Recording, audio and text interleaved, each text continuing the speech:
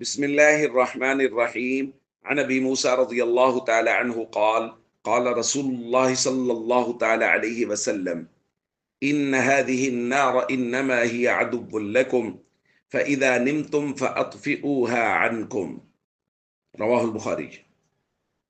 حضرت ابو موسیٰ رضی اللہ تعالیٰ عنہ بیان فرماتے ہیں، احترق بیت بالمدینة على اہلہ من اللیل، مدینہ منورہ میں رات کے وقت ایک گھر میں آگ بھڑک اٹھی۔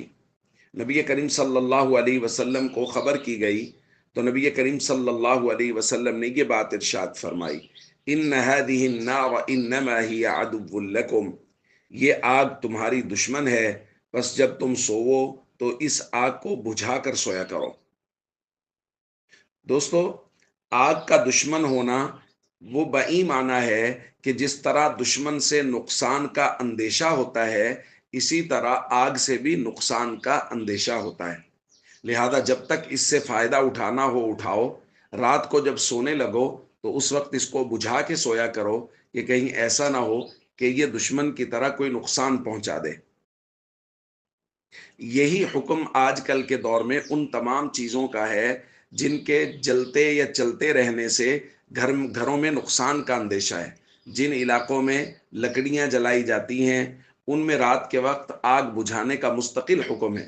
اسی طرح جہاں چراغ جلائے جاتے ہیں، لالٹین وغیرہ جلائی جاتی ہے، وہاں وہی حکم ہے کہ چراغوں کو، لالٹین کو، آگ سے جلتی ہوئی کوئی بھی چیز یا جلتی ہوئی آگ، اس کو بجھانے کا حکم ہے کہ رات کو سونے سے پہلے اس کو بجھا دو۔ اسی طرح اگر کوئی گیس سلنڈر یا اس طرح کی کوئی چیز ہے جس میں لیکیج وغیرہ کا اندیشہ ہے، اس کی وجہ سے ممکنہ طور پر نقصان ہو سکتا ہے، تو اس کے بارے میں بھی شریعت مطہرہ نے احتیاط کا حکم دیا ہے۔ نبی کریم صلی اللہ علیہ وسلم اس امت پر بے حد مہربان ہیں، اور حضور علیہ الصلوۃ والسلام نے ہر موقع پر، ہر معاملہ میں میری، آپ کی اور پوری امت کی خوب رہنمائی کی ہے اور خیرخواہی کی ہے۔ ہمیں حضور علیہ الصلوۃ والسلام کی بیان کردہ ہدایات کے مطابق زندگی گزارنے کی کوشش کرنی چاہیے۔ والسلام علیکم ورحمۃ اللہ وبرکاتہ۔